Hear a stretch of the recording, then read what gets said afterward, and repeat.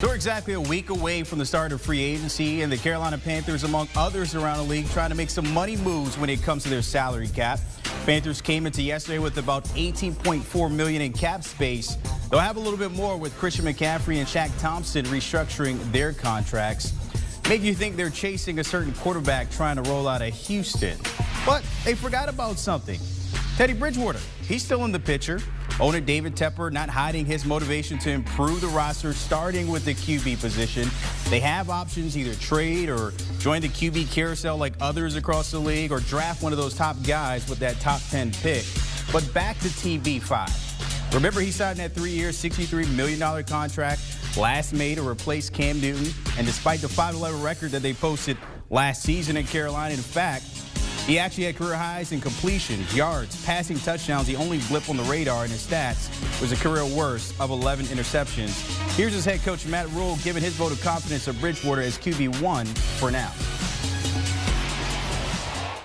As far as where he stands with us, I mean, he's our quarterback, and nothing's changed since the end of the offseason. It's really not much to add from where we started, at the end of the year. Teddy's, like I said, he's a true professional. He didn't unfollow me. I think he's just at I wouldn't read too much into anything. I think, he's in a moment right now where he's just kind of controlling what he can control, focusing on himself, focusing on his family. And I know when he gets back here, he'll be ready to go. Let's welcome in our NFL Insider Jason La Canfora. The good news, him and Rule are still friends on social media from what he just told us there. But the Panthers can go about this a different way here. They can either stay with Teddy Bridgewater, use that 8th overall pick, or maybe try to jump in and pry Deshaun Watson out of Houston. But come week 1, JLC, where do you see them going with their starter in Carolina? It won't be Teddy Bridgewater. I mean, there's a mandate from ownership that I've reported on that we're going to do something more dynamic at the quarterback position. And it was a 3-year, $60 million deal. It was also a 1-year, $20 million deal, really, at its core. And that's what it's going to turn out to be. They're very interested in Deshaun Watson. Now, maybe Deshaun Watson doesn't get traded, or maybe somebody makes a better offer or has more assets than the Panthers can come up with. Although I think, again, the Panthers will be very motivated to get that done. If that doesn't come together, I don't think they stay at 8. I think they try to see what the Jets would be interested in for the 2nd overall pick, what the Dolphins will be interested in for the 3rd overall pick, to try to get one of the 3 top quarterbacks in this draft. But they are certainly trying to be movers and shakers at the QB spot. Meanwhile, the Packers, they didn't use that franchise tag on Aaron Jones, one of their weapons on that offensive side with Aaron Rodgers there. But they have the exclusive negotiation rights with him until Monday. What's the future for him in Green Bay? Yeah, that and 25 cents will get you a phone call at a payphone if you can find one.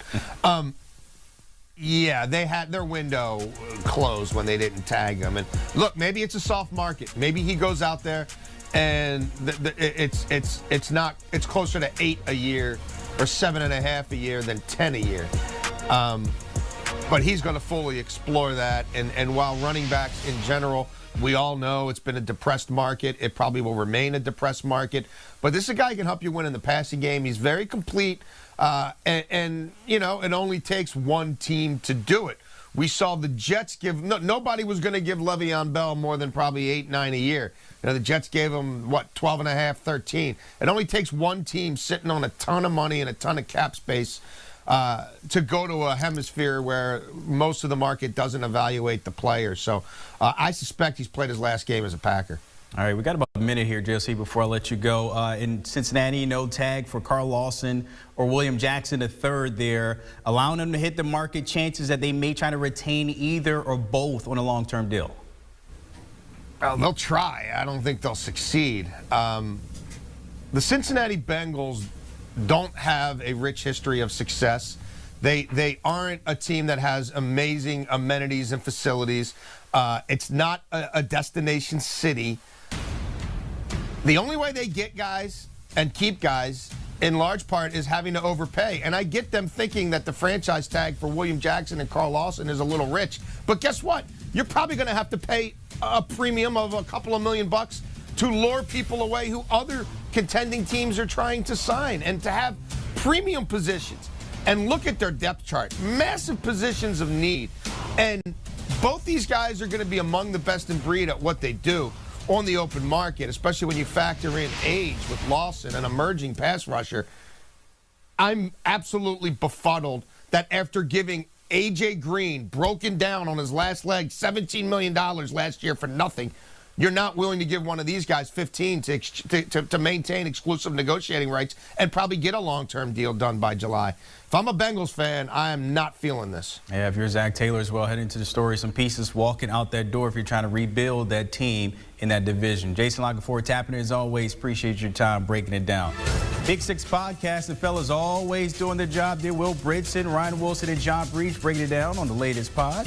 Download, subscribe, and I'm still asking, when is Ryan going to get that tattoo? Want a sports network that delivers everything that matters about the game? The highlights, the picks, the instant analysis. No yelling, no fake debates, no politics. Hit the subscribe button and never miss a moment.